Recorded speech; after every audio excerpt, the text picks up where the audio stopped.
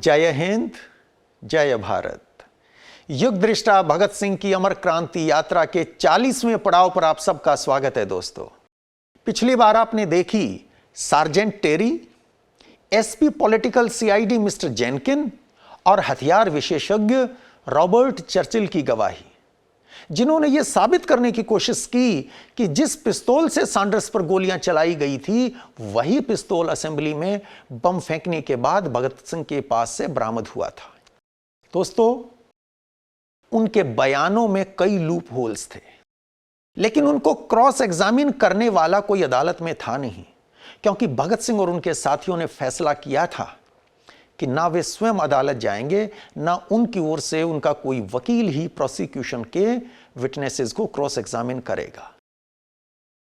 अगर उन विटनेसेस को क्रॉस एग्जामिन किया गया होता तो उनके बयानों के लूप होल्स को बहुत आसानी से एक्सपोज किया जा सकता था। आपने पिछले वीडियो में यह देखा है।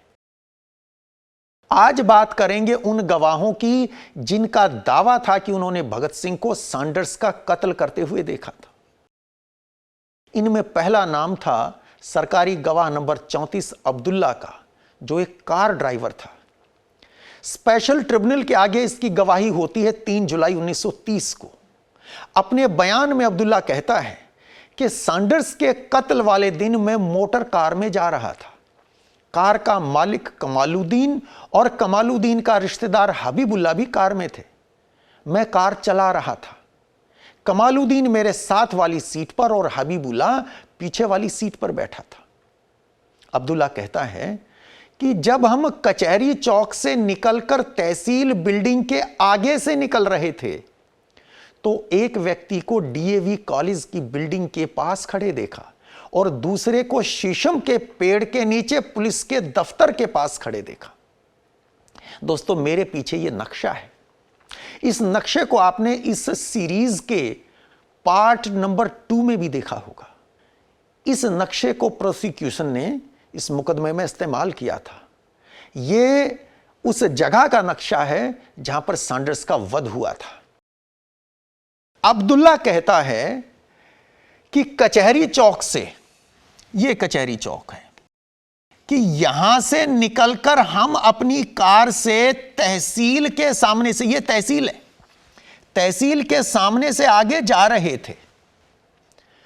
तब मैंने, यानी कि अब्दुल्ला ने, एक व्यक्ति को डीएवी कॉलेज के पास खड़े देखा, यह डीएवी कॉलेज है, और दूसरे व्यक्ति को पुलिस ऑफिस के पास शीशम के पेड़ के नीचे खड़े देखा। यहां शीशम का पेड़ है। एक व्यक्ति को यहां खड़े देखा और दूसरे को यहां खड़े देखा, ऐसा अब्दुल्ला कहता है।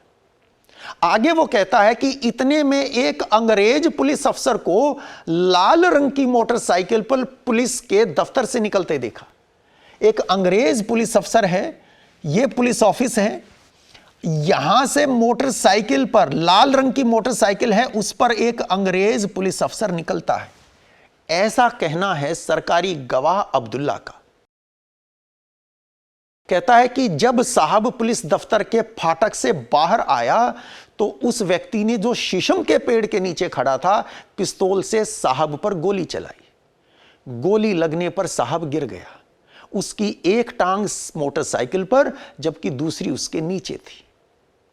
यानी कि इस व्यक्ति ने, जो यहां खड़ा था, इसने उस अंग्रेज साहब पर गोली चलाई। अंग्रेज साहब नीचे गिर गया। तब दूसरा व्यक्ति जो डीएवी कॉलेज की तरफ खड़ा था, दूसरा व्यक्ति ये, तब दूसरा व्यक्ति जो डीएवी कॉलेज की तरफ खड़ा था, पहले व्यक्ति के पास आ गया और दोनों ने साहब पर गोलियां चलाई। ये व्यक्ति भी इधर आ गया और तब दोनों ने साहब पर गोलियां चलाई। अब्दुल्ला आगे कहता है कि मैंने मोटर कार एक पुली के पास खड़ी कर दी। वह पुली उस सड़क के कोने पर है जो कोर्ट से कॉलेज को जाती है। इस गली की बात हो रही है। इस गली का नाम है भी कोर्ट स्ट्रीट, यहां लिखा भी है। कहता है मैंने अपनी कार यहां खड़ी कर दी एक पुली के पास, और यह पुली कहां पर है? इस सड़क से जब यह सड़क निकलती है यहां पुली है, इसके पास इसने अपनी कार खड़ी कर दी, ऐसा दावा करता है अब्दुल्ला।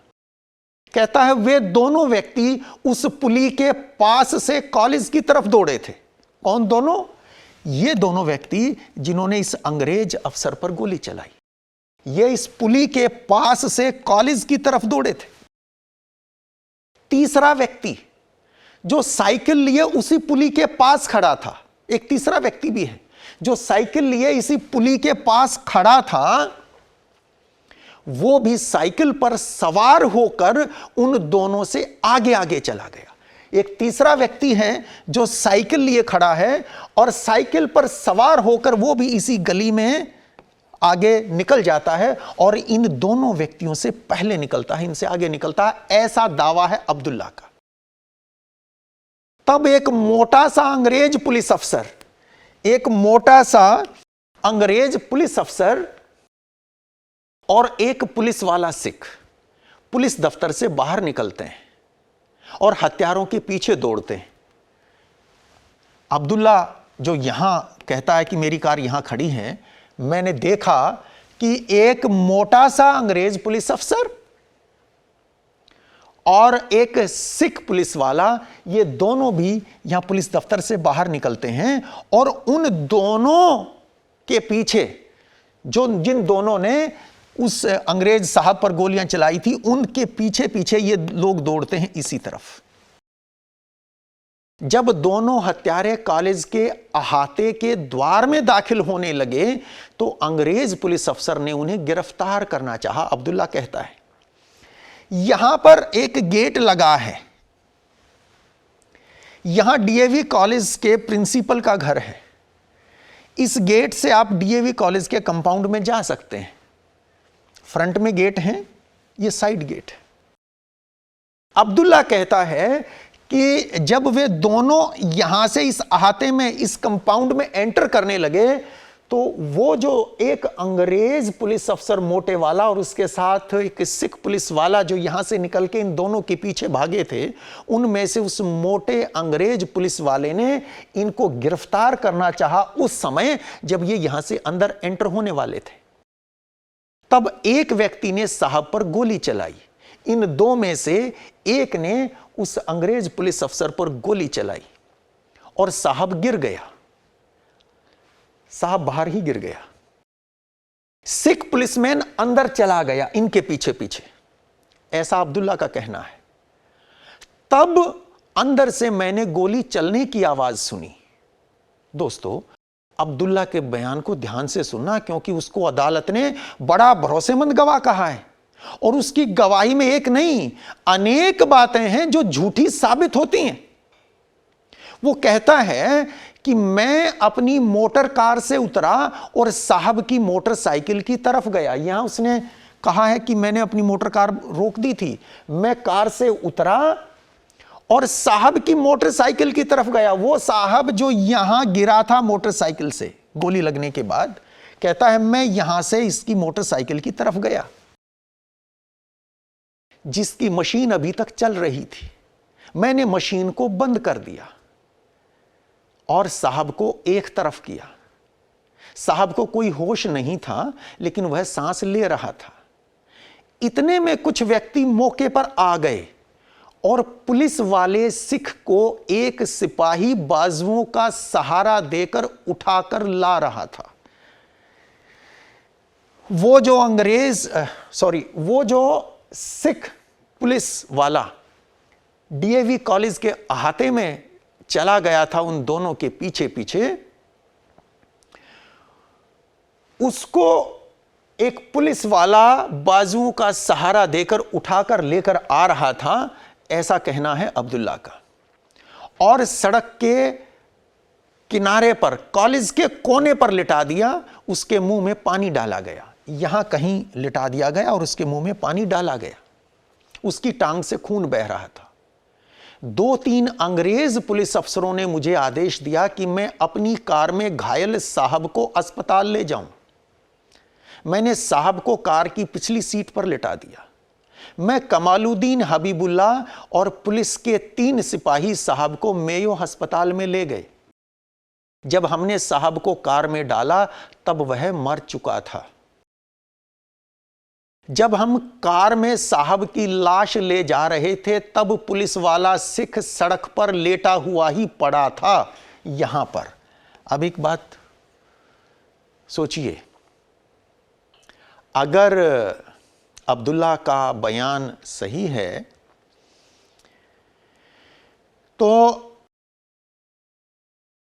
सैंडर्स जो गोली लगने के बाद मौका वारदात पर मर चुका, उसकी लाश को अस्पताल ले जाने के लिए अंग्रेज अफसरों ने अब्दुल्ला को कहा, आदेश दिया कि इन साहब को तुरंत अस्पताल लेकर जाओ, और वो उसको मेयो अस्पताल ले गए। उस टाइम लाहौर का सबसे बड़ा अस्पताल है।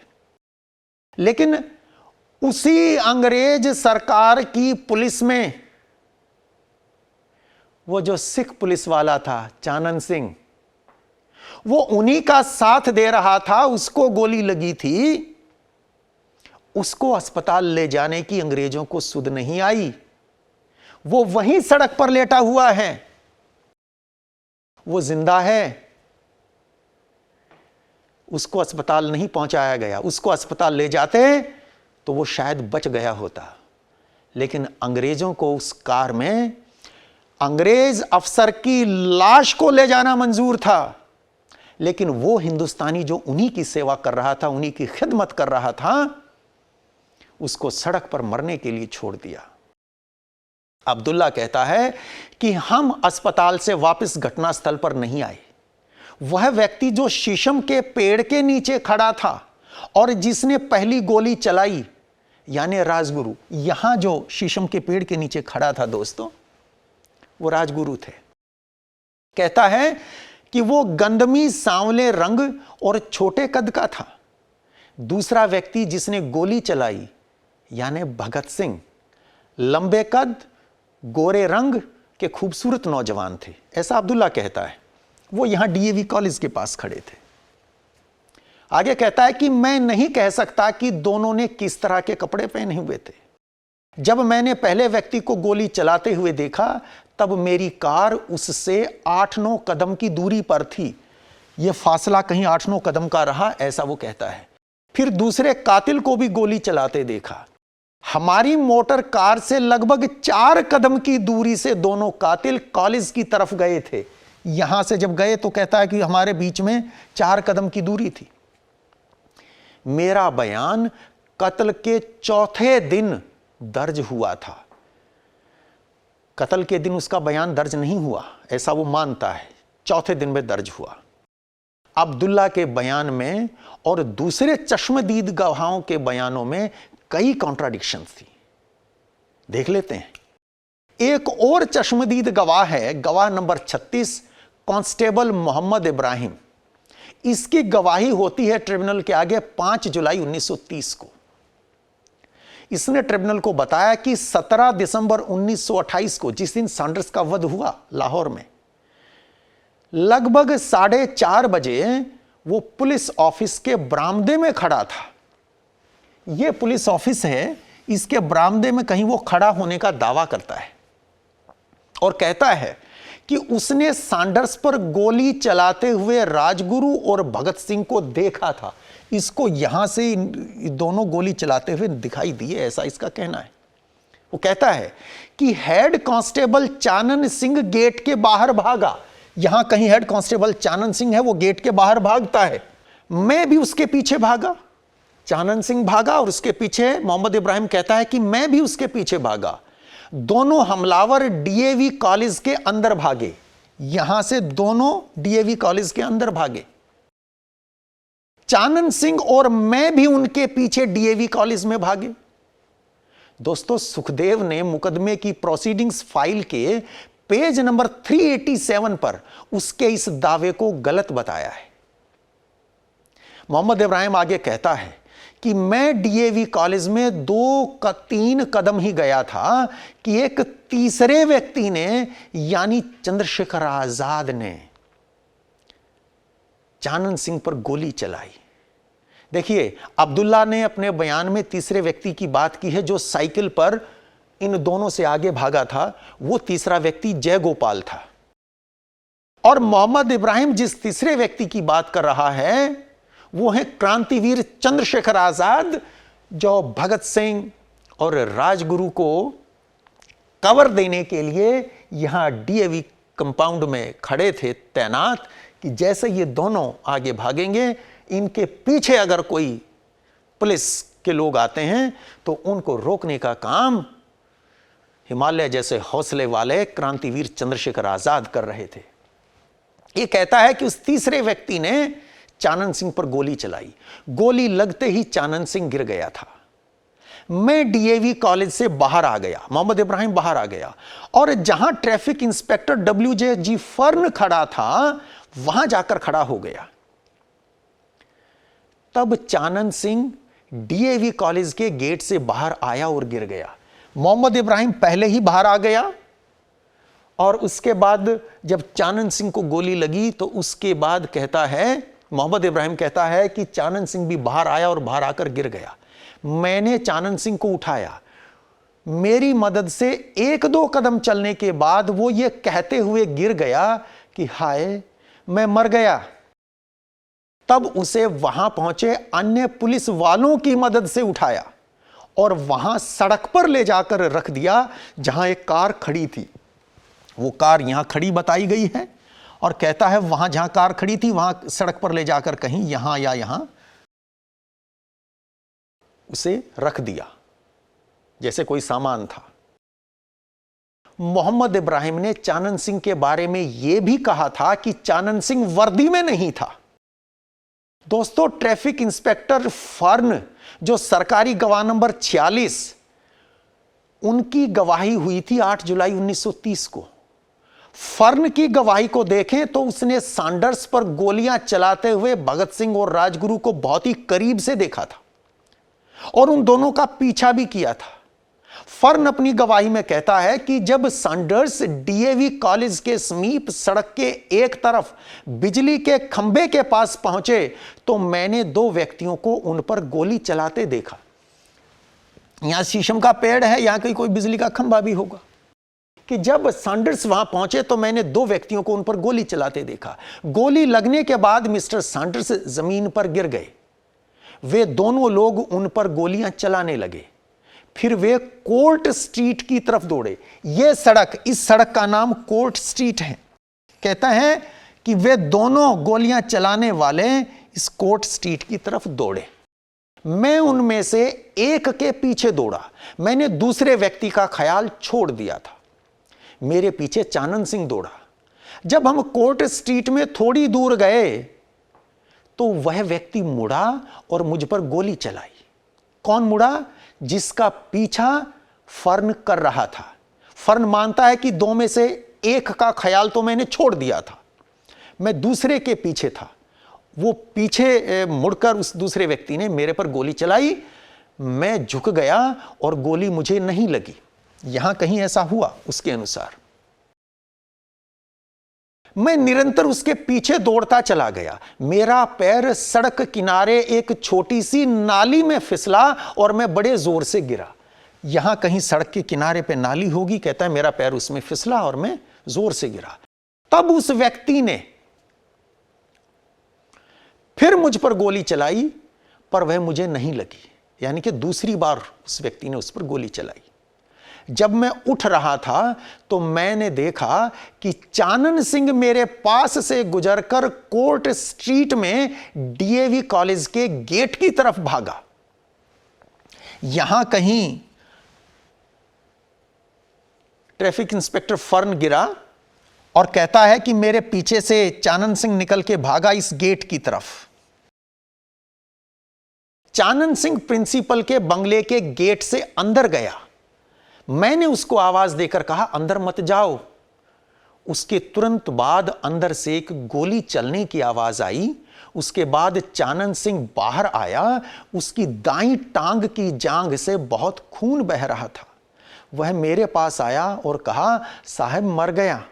यह कहकर वह बेहोश हो गया। यहां से चानन सिंह बाहर आया और बाहर कहीं फर्न खड़ा है, वहां आकर गिर जाता है, बेहोश हो जाता है चानन सिंह। आगे फर्न कहता है कि तब मैं कोर्ट स्ट्रीट के मोड़ की तरफ दौड़ा और एक कार को जो पुलिस के दफ्तर के आगे से जा रही थी रोक लिया।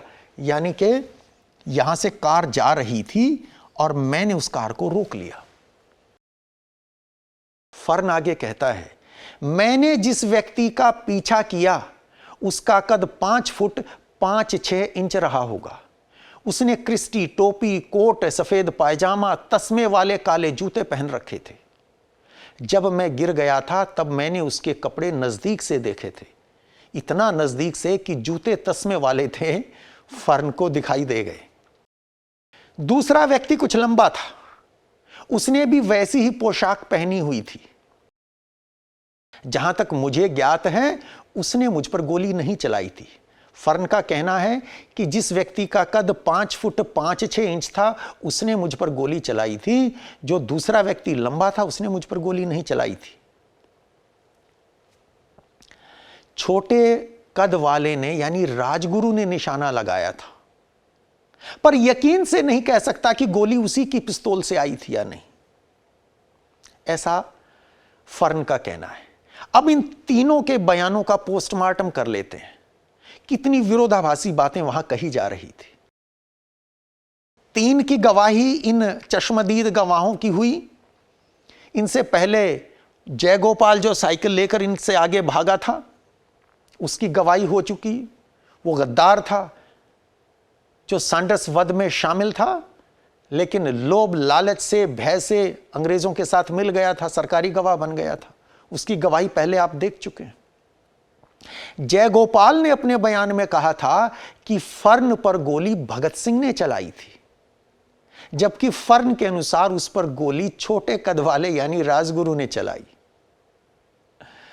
जिसके ऊपर 2 बार सामने से गोली चलाई गई वो कहता है कि उस पर निशाना छोटे कद वाले व्यक्ति ने लगाया, लेकिन जयगोपाल जो साइकिल लेकर आगे भाग गया था, अगर अब्दुल्ला की बात को सच माने तो साइकिल लेकर यहां से जयगोपाल आगे भाग गया और ये दोनों लोग भगत सिंह और राजगुरु तो पीछे से इसके पीछे आए हैं।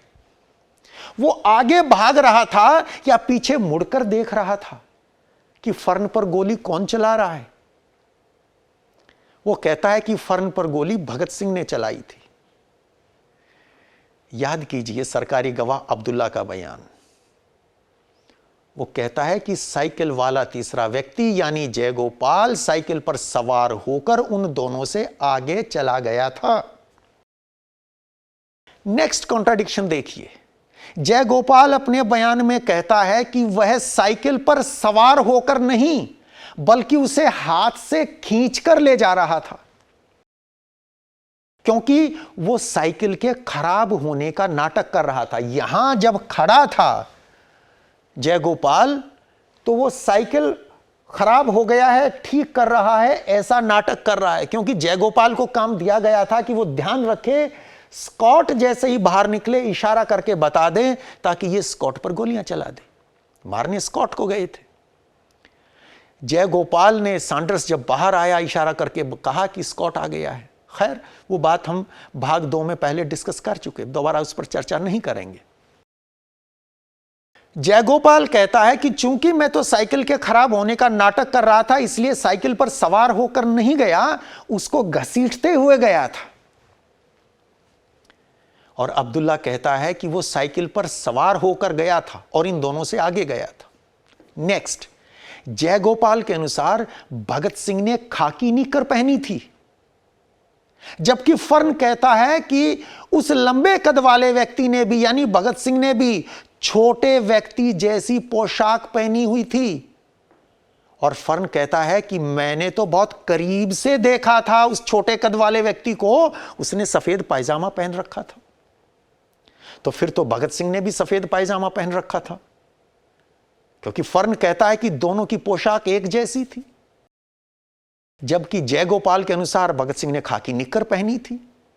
नेक्स्ट, फर्न कहता है कि चानन सिंह के घायल होने के बाद उसने एक कार आती देखी और रुकवाई, यानी कार तब आई जब भगत सिंह और राजगुरु मौका वारदात से जा चुके थे। लेकिन कार का ड्राइवर अब्दुल्ला क्या कहता है कि जब उसकी कार वहां पहुंची तो उसने राजगुरु को सैंडर्स पर पहली गोली चलाने से लेकर भगत सिंह द्वारा गोलियां चलाने और उसके बाद दोनों के वहां से भागने तक सब कुछ अपनी आंखों से देखा था और उसने खुद कार रोकी थी। दोनों में से कोई एक तो झूठ बोल रहा है। फर्न कहता है कि जब चानन सिंह घायल होकर बाहर आया, वो यहां बेहोश होकर गिर गया, तब मैं भागा, सड़क पर आया और मैंने एक कार आते देखी, मैंने उस कार को रुकवाया। अगर कार तब आ रही थी, अगर कार को तब रुकते हुए देखा था फर्न ने जब चानन सिंह घायल होकर बेहोश हो चुका है, तो भगत सिंह और राजगुरु तो उससे पहले निकलकर जा चुके डीएवी कॉलेज से। फिर अब्दुल्ला ने कैसे देख लिया राजगुरु को पहली गोली चलाते और उसके बाद भगत सिंह को गोली चलाते? दोनों में से कोई एक तो गलत कह रहा है, झूठ बोल रहा है।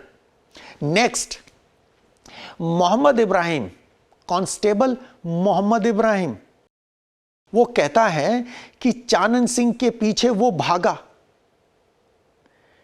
अभी आपने मोहम्मद इब्राहिम का बयान देखा था, क्या कहा उसने कि जब उसने इन दोनों को सैंडर्स पर गोली चलाते देखा तो चानन सिंह यहां से भागा और उसके पीछे पीछे मैं भी भागा। और कहता है कि मैं ही चानन सिंह के साथ यहां अंदर गया था डीएवी कॉलेज के अंदर, और चानन सिंह जब बाहर आकर गिरा तो मैं ही उसको उठाकर लेकर आया था सहारा देकर। जबकि फर्न के बयान में मोहम्मद इब्राहिम के वहां होने का जिक्र ही नहीं है। और सच तो यह है कि किसी भी दूसरे सरकारी गवाह ने मोहम्मद इब्राहिम के वहां हाजिर होने की बात नहीं कही है। एक और विरोधाभास देखिए, मोहम्मद इब्राहिम कहता है कि चानन सिंह वर्दी में नहीं था। जो मोहम्मद इब्राहिम दावा करता है कि मैं चानन सिंह को खुद उठाकर लेकर आया हूं, वो चानन सिंह वर्दी में नहीं था। जबकि जयगोपाल ने जो बयान दिया था अदालत में, उसमें कहा था कि चानन सिंह वर्दी में था। और सिर्फ जयगोपाल ही नहीं, एक सरकारी गवाह नंबर 45 हैं डीएसपी जे.आर. मॉरिस की गवाही हुई थी 8 जुलाई 1930 को। और ट्रिब्यूनल को दिए उस बयान में मॉरिस ने कहा था कि जब वो पुलिस दफ्तर से बाहर निकला, कौन? मॉरिस ने उस बयान में कहा था कि मैं अपने ऑफिस में बैठा था, यहां पर काम कर रहा था, तब मुझे किसी ने आकर बताया कि बाहर गोलियां चल गई हैं, ऐसे हादसा हो गया है। तब मैं उठकर बाहर आया। तो कहता है कि जब मैं पुलिस दफ्तर से बाहर निकला तो मैंने देखा कि चानन सिंह घायल पड़ा था और वो वर्दी में था।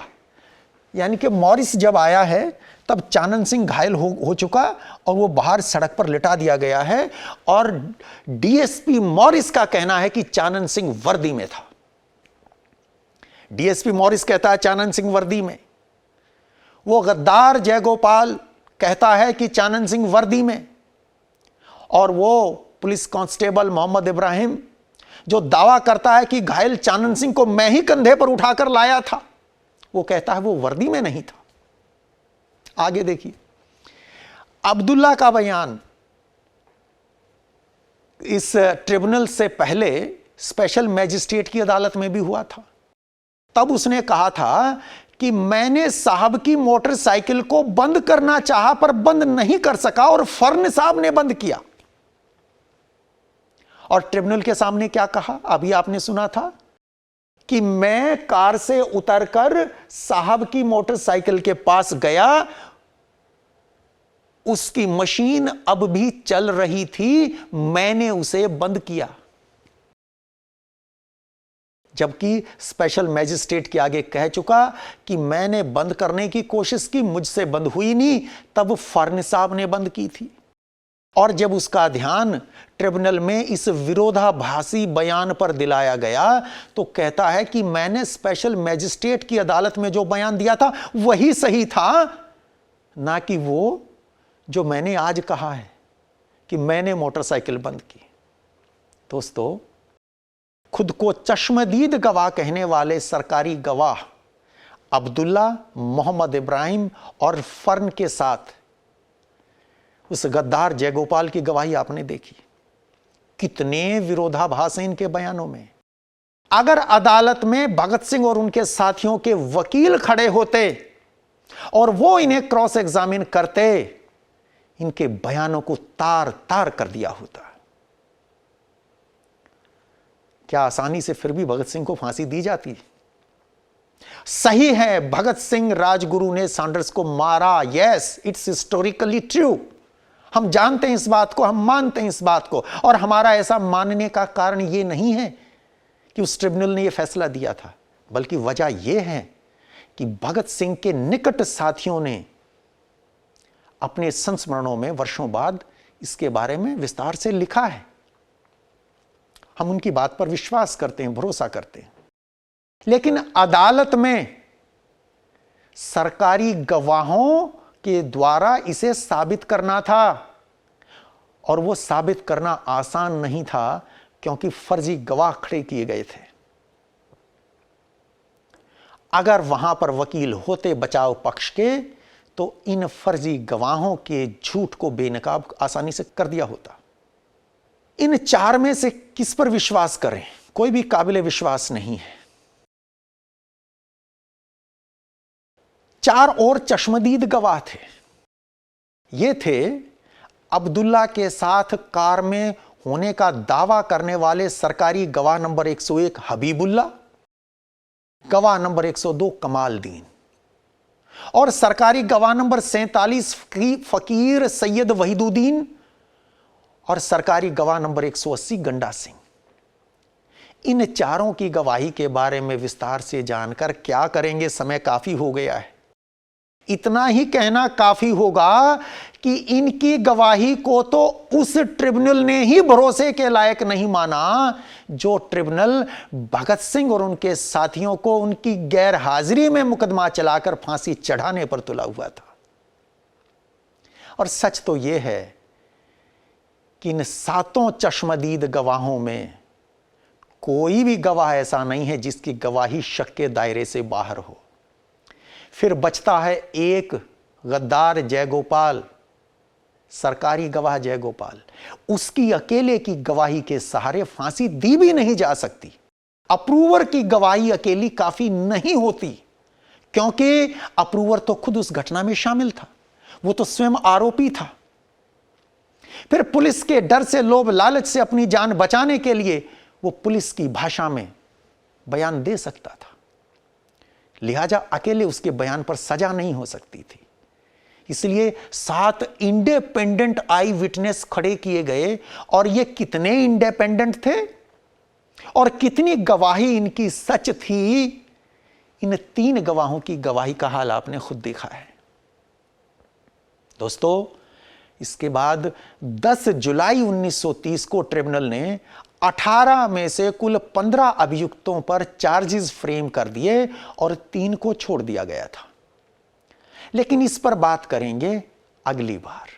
आज इस क्रांति यात्रा को यहीं विराम देते हैं। आशा है यह जानकारी आपको अच्छी लगी होगी। निवेदन है इसे अधिक से अधिक शेयर कीजिए, जिससे आज की पीढ़ी जान सके कि किस तरह अंग्रेजों ने वो मुकदमा चलाया, वो नाटक किया और मां भारती के वीर सपूतों को फांसी लटकाया था।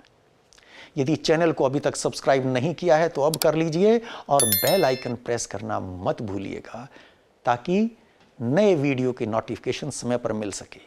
और अपने सुझाव, अपने प्रश्न कमेंट बॉक्स में लिखकर जरूर भेजिए। जल्दी फिर मिलेंगे। जय हिंद, जय भारत।